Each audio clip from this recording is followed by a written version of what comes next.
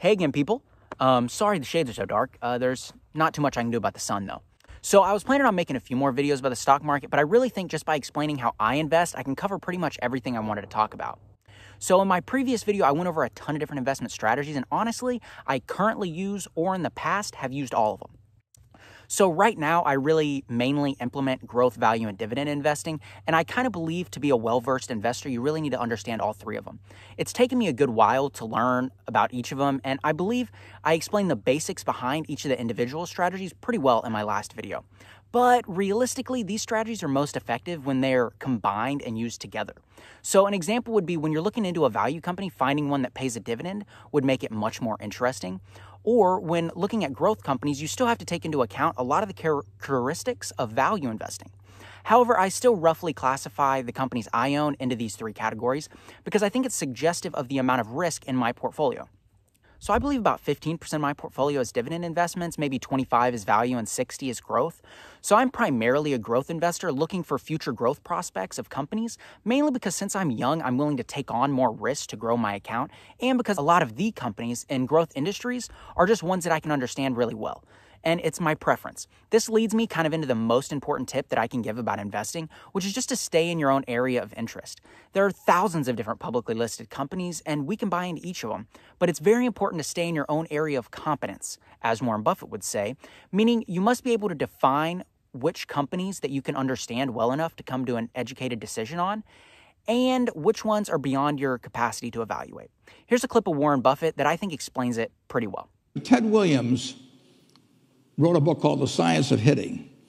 And in The Science of Hitting, he's got a diagram, shows him at the plate, and he's got the strike zone divided into 77 squares, each the size of a baseball.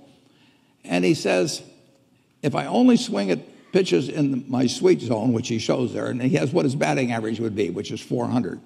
If he had to swing at low outside pitches, but still in the strike zone, his average would be 230. He said the most important thing in hitting is waiting for the right pitch.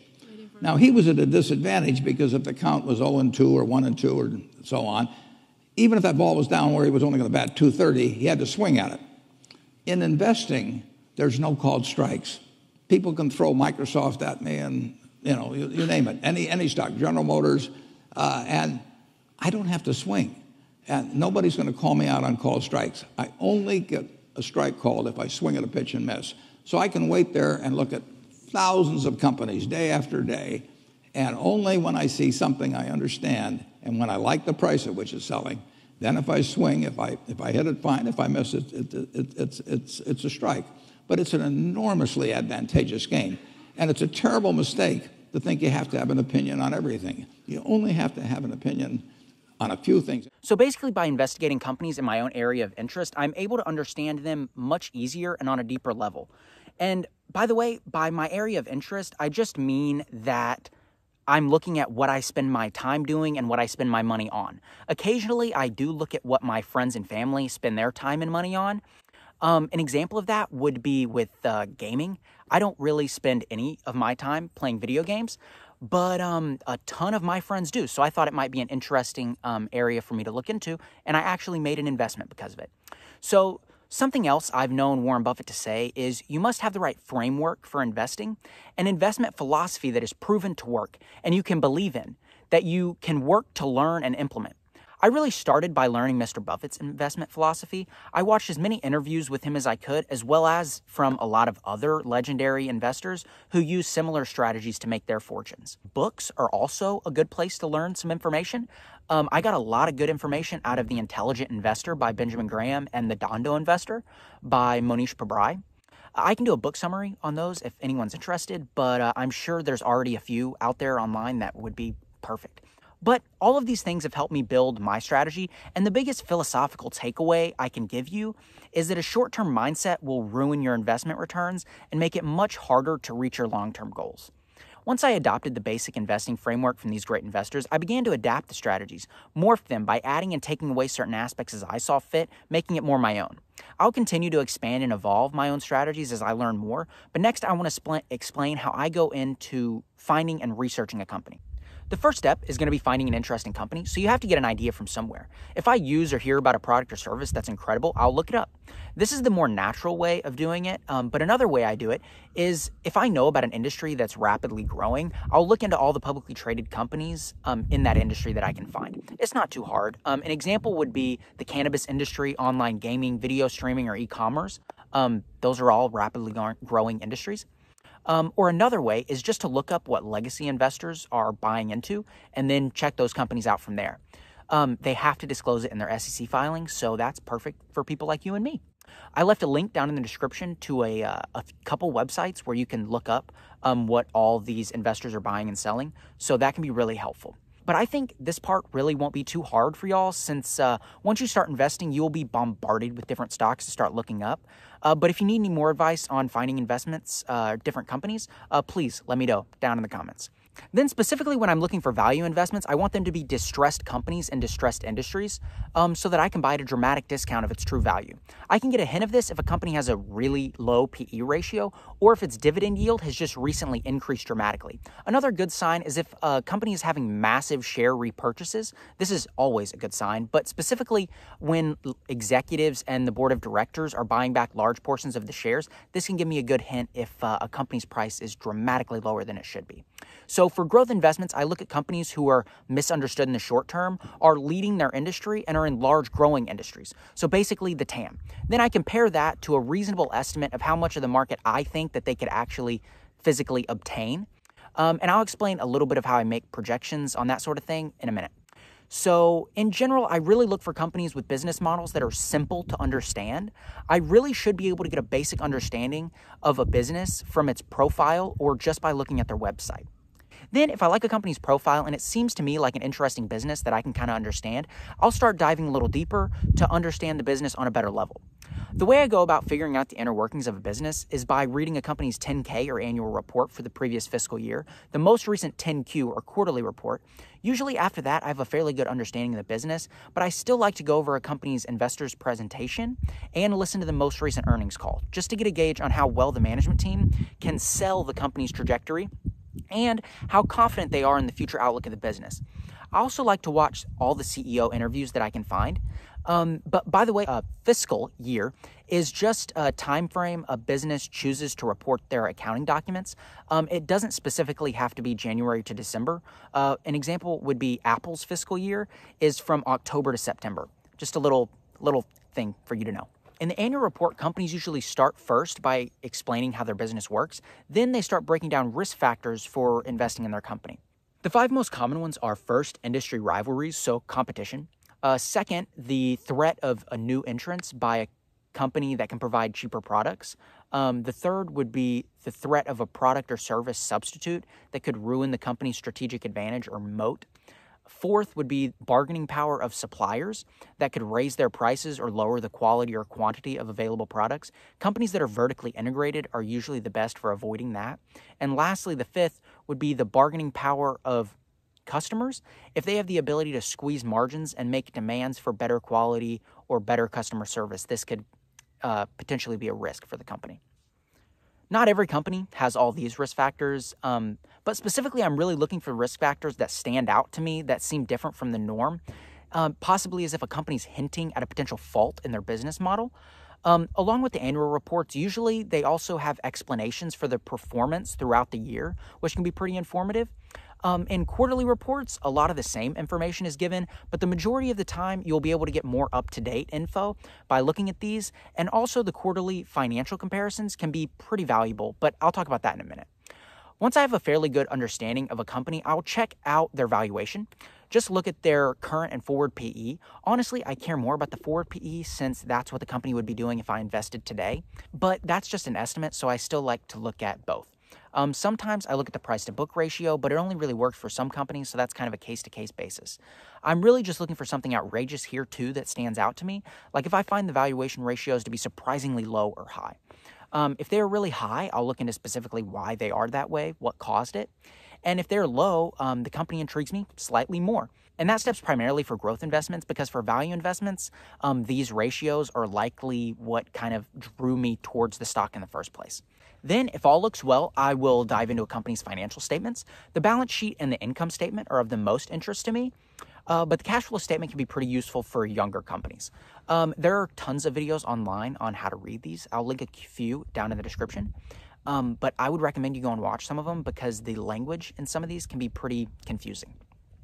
But if you would like me to make a specific video where I go over financial statements of a company, one that I own or one that y'all are interested in, please tell me down in the comments. Each of these statements are on the 10K, and they usually go back a few years.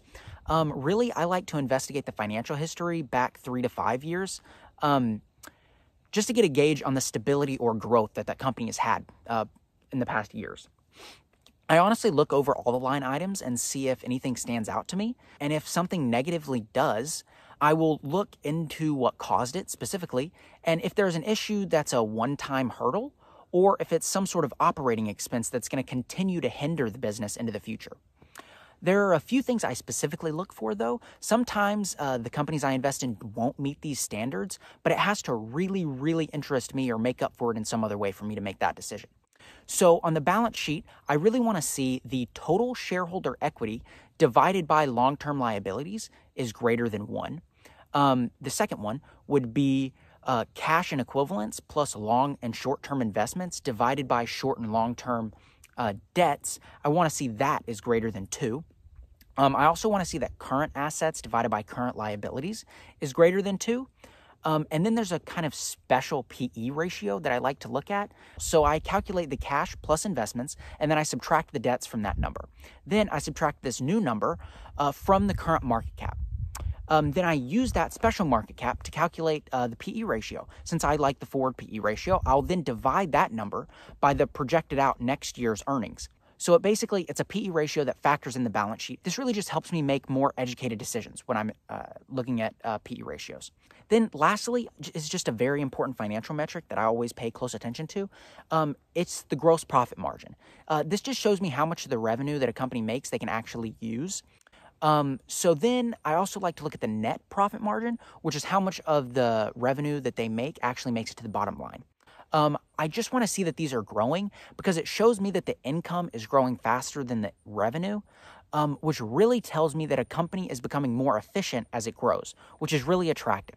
Sometimes I also like to compare the margins of more established companies to their competitors or the average of the industry just when I start looking into them. For example, the automotive industry historically has relatively low margins, and software companies tend to have quite high margins. So I just like to make sure they're good in whatever area they're in.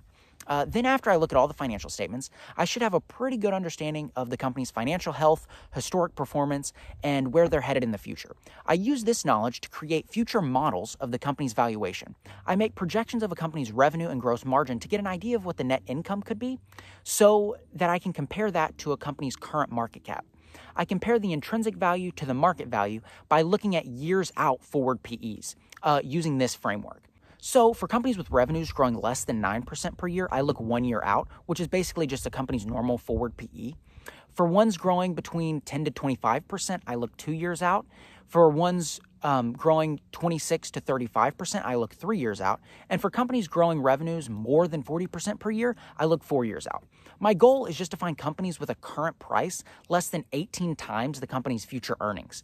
So for a quick little example, Apple grew 33% in 2021, so 3 years out, I have to estimate their net income. All right, so I definitely could see their revenues being somewhere around $550 billion with a net profit margin of around 24%, which would give them a net income of $132 billion, meaning their 3 year out forward PE would be somewhere around 20 with its current market cap of $2.63 trillion. Honestly, this is a little high for me to buy currently, but I use some fairly safe figures, so I could see some people saying it's well worth buying at this price point. Then for value and dividend investments, I also like to use the discounted cash flow method of analysis. It can be used for growth investments with positive net income, although it's much more accurate for stable companies with relatively easier to predict cash flows. The basic idea can be summed up by this Warren Buffett quote: "The intrinsic value of a company can be defined simply as the discounted value of the cash flows that can be taken out of a business during its remaining life." Now, this just means we have to try and accurately predict the amount of money a company can produce in the future to determine what a reasonable price for that company could be today. I usually estimate this 10 years out because the further out the projections, the more uncertainty we're adding to the calculation. Also, 10 years is where most investors tend to draw the line, so I figured I probably should too. Also, as stated in the Dondo Investor, after 10 years, the competitive moats that surround a company or the market advantages that they have over their competitors are likely to diminish substantially. So that's just another reason I do it. So first off, the free cash flow of a company can be found on a company's cash flow statement by subtracting capital expenditures from the operating cash flow. This gives us the first year's cash flow. So then we have to work out what a company will earn in the future. This can be done by looking at the historic growth rate of a business to find its trajectory, then projecting those figures into the future with a reasonable degree of certainty at your own discretion. So more popular companies also have analysts that will estimate the next 5 to 10 year growth rates. So if you want to see how your estimates compare to other people's numbers, you can. Then you discount those future cash flows by the rate of return you would hope to get on your money if you invested it elsewhere. I usually use 15%, but some people also use 10%. Then you add all these discounted values together to get an intrinsic value. I've left a link down in the description to a Google Sheets document that I made that will do the calculations for you as long as you're confident in the projections that you're making. The document has a ton of different tools that I like to use to examine companies, but in the intrinsic value tab, I made a few different calculators for different types of companies. I'll also leave a link down in the description to a video on how the discounted cash flow analysis fully works. But if anyone wants me to show how I use this Google Sheets document to understand companies better, please let me know down in the comments. Then the last step to finding out if a company has an attractive valuation or not is to apply a margin of safety to your intrinsic value calculation. Generally, a margin of safety of 30 to 45% gives me the best probability of making money since I'm being fairly picky, but sometimes I do use 20 to 30% if I'm really confident in the accuracy of my calculations and the ability of the management team to execute on their future goals. But ideally, I will only buy into companies who have market prices significantly lower than their intrinsic value. Then finally, the last step I do is I try to examine a company from as many different angles as possible just to see if I'm missing some large factor that could make the intrinsic value calculations I did or bullish thesis that I have way off from reality. I often ask myself, what could ruin this company? What if the management team made this or that bad decision, like they way overpaid for an acquisition of another business or they massively diluted shareholder value? What would this company have as a competitive moat if its brand got ruined?